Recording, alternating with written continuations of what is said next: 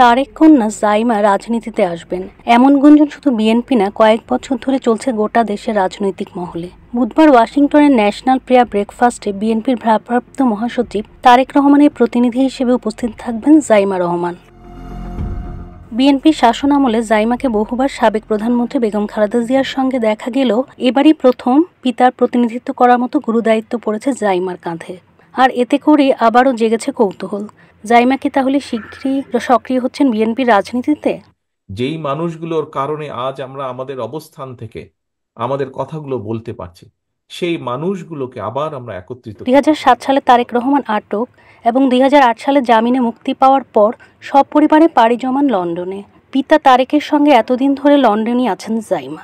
শিক্ষাগত জীবনে লন্ডনের কুইন মেরি বিশ্ববিদ্যালয় থেকে শেষ করেছেন আইনের অধ্যয়ন এবং পরবর্তীতে ব্যারিস্টারি করেছেন প্রখ্যাত লিঙ্কন ইন থেকে।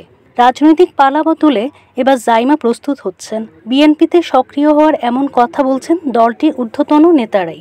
বিএনপি নেতারা জানান, যেভাবে ভারতের গান্ধী পরিবার কয়েক প্রজন্ম ধরে এত চড়াই উতরাইয়ের মধ্যে দিয়েও কংগ্রেসের রাজনীতিতে টিকে আছে, একইভাবে বিএনপিতেও তৃতীয় প্রজন্ম হিসাবে ঘটতে পারে জাইমার অভিষেক। আর বর্তমান প্রেক্ষিতে বিএনপি রাজনীতিতে জাইমার সক্রিয় হওয়ার সময়ের দাবি বলেও মনে করেন দলটির নেতাকর্মীরা।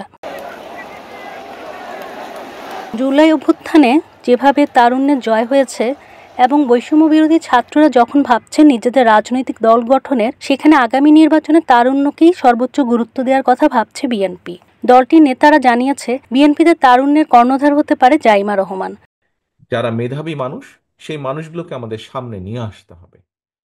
গত বছর তারেক রহমানের বয়স 60 পেরিয়েছে এবং তারেক রহমান নিজেও তরুণদের ক্ষমতায়নের ব্যাপারে আগ্রহী বলে জানান তারা। এক্ষেত্রে তারেকের হাতে গড়া হয়তোবা জাইমাই হবে বিএনপির আগামীর ভবিষ্যৎ। আর সেই যাত্রা শুরু হচ্ছে বুধবার আন্তর্জাতিক পর্যায়ে ন্যাশনাল প্রেয়ার ব্রেকফাস্টের মধ্যে দিয়ে। ইতিমধ্যে বিএনপির সিনিয়র দুই নেতা মির্জা ফখরুল ইসলাম আলমগীর এবং আমির খসরু মাহমুদ যুক্তরাষ্ট্রে পৌঁছেছেন। জাইমার পাশাপাশি তারাও থাকবেন অনুষ্ঠানে। বর্তমানে বেগম খালেদা জিয়া চিকিৎসার জন্য লন্ডনে অবস্থান করছেন। মায়ের চিকিৎসা দেখভালের জন্য তারেক রহমান যোগ দিতে পারছেন না অনুষ্ঠানে। একদিকে পিতার হয়ে জাইমার যোগদান, অন্যদিকে এই অনুষ্ঠান দিয়ে জাইমার আন্তর্জাতিক অঙ্গনে যাত্রা, সব মিলিয়ে জাইমা রহমান এখন সবার আগ্রহের কেন্দ্রবিন্দু।